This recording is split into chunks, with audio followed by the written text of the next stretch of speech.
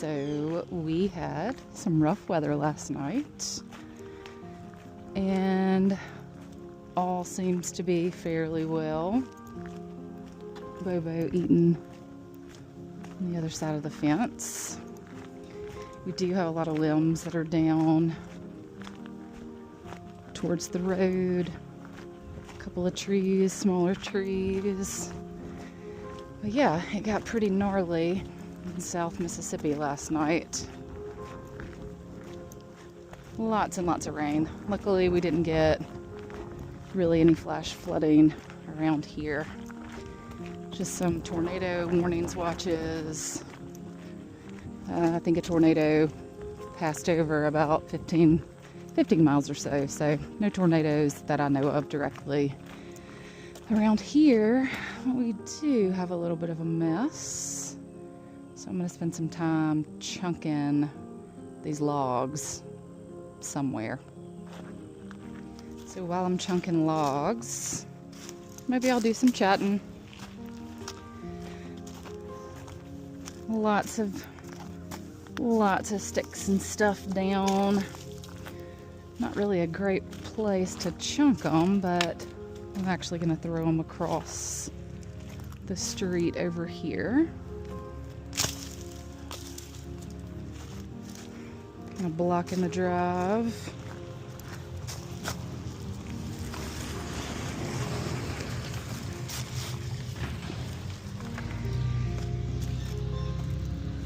So we had a kids group that was scheduled for yesterday, but we ended up having to cancel it because of the weather,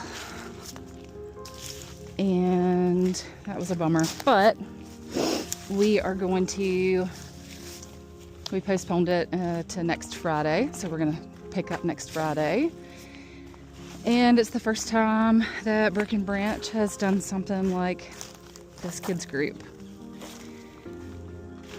The kids group is going to be equine assisted psychotherapy-esque, but it's going to be more, I forgot my gloves. It's going to be more focused on social skills and emotional regulation practices. The horses do a good job of modeling how to regulate. They have incredible nervous systems, right? They're prey animals, and they actually incredibly can move into and out of different nervous system states fairly quickly. Makes them really cool modelers of regulating the nervous system, right? So we'll be doing some of that, just watching the horses and how they take care of themselves. Also opportunities for boundaries and seeing boundaries and talking about boundaries with the kids and what boundaries mean and how they see the horses modeling boundary setting. And it'll be confidence building, self-esteem work. It's really incredible in the work that I do, or we do with kids here at the farm through the equine assisted psychotherapy, to see how, now here's the real time part. The horse is refusing to move. This kiddo is really getting frustrated, right? Really, really getting what she said as filled with anger, mad, frustrated. And so in real time, that was an opportunity for me to explore that with her. That's the beauty of this equine work, right? All right, you're getting mad. Where do you feel that? Where do you feel it in your body? How do you notice that the horse is responding to that? What do you know about your anger when you're with other people?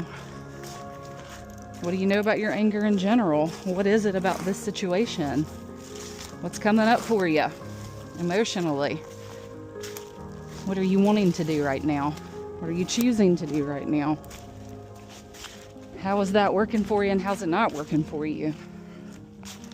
And one of my favorite things to explore is, because anger is usually a secondary emotion, right?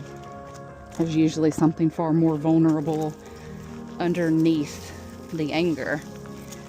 So it gives me the opportunity to ask questions, not really ask questions, but to be curious about, all right, so is there anything up under that anger? Is there any emotion that is a little harder to feel, a little less powerful to feel?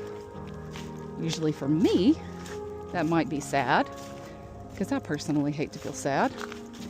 Or it might be vulnerability, or it might be fear. It could be a plethora of things, right? And so the in real time is we are working with, engaging with, being in relationship with the horses. And as the client is engaging with and being in relationship with the horses, stuff's coming up that comes up outside of this environment, right? So I had the opportunity to really just kind of walk through all of that with her. It's in our faces, and we talked about it, and she was able to label, and she was able to really get some insight, incredibly enough, about how the anger, in my words, distances her in relationships and friendships and family relationships. So it's incredible to watch. Incredible to watch, incredible to witness, because these animals are helping. So the animals in real time is really effective in ways that sitting in my office, which is also great and wonderful and helpful and effective, but sitting in my office can be sometimes, for some people, less effective. And I have found that this model, this equine assisted psychotherapy, obviously it's good for anybody, but I've really seen some incredible moments, progress, stuff, whatever language you want to put on it, come out of working with kids, teenagers, younger adults, using this model. And that, again, has been so incredibly humbling to bear witness to. I don't ever take that for granted, that I'm a witness to the work that people are choosing to do, that for some reason I am safe for these people, and I work hard to create safety and honesty and in the different environments that we're in doing therapy. But I don't ever take that for granted. What an honor to be trusted, to be the one that is bearing witness to a lot of vulnerable things, a lot of people's stories, and what an honor to get to walk alongside people in their stories, right? Get to help, get to mirror, get to listen, like I said, bear witness to, and offer the expertise that I have to offer, or the horses, offering all of the gifts that they have to offer. That's a big old tree. Kind of split off from that one. I gotta do something with that. So, as I'm out of breath, chucking these sticks in the woods, there is cleanup, right? Cleanup to be done. Obviously, that's what I'm doing. Physically, cleanup to be done. But also, people want to clean up their internal worlds as well, right? They want to tell their stories. They want to learn about themselves. They want to become more aware. They want to clean up some of the, just the internal mess I do. When I do my own therapeutic work, I want to make space for more peace and harmony. I want to make more space for just, again, healthy things.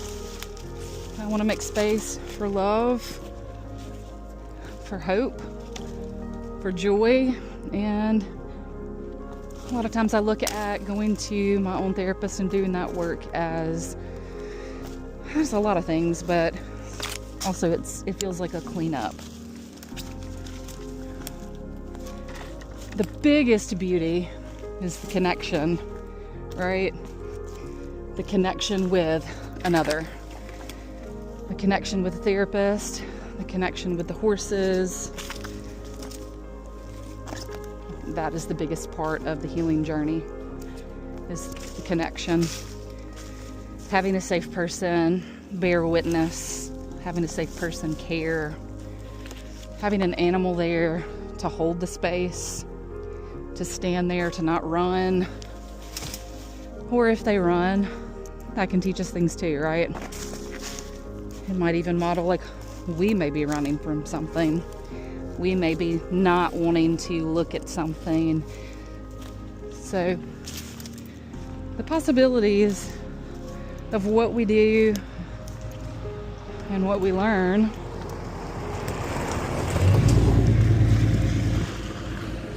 possibilities of what we do and what we learn, what we bear witness to, what we take out of therapy, whether it's in my office or out in the pasture, they're endless. And that's incredible.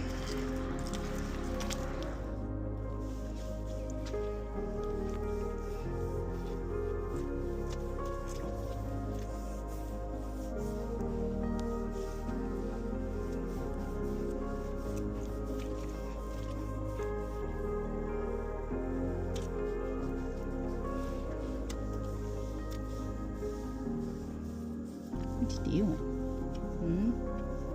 What you doing? He's a good boy.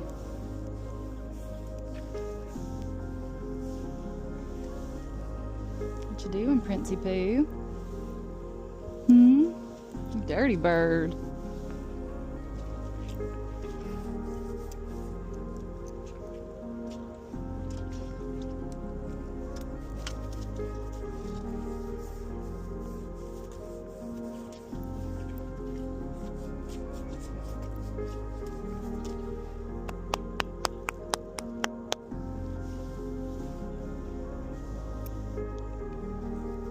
What is it?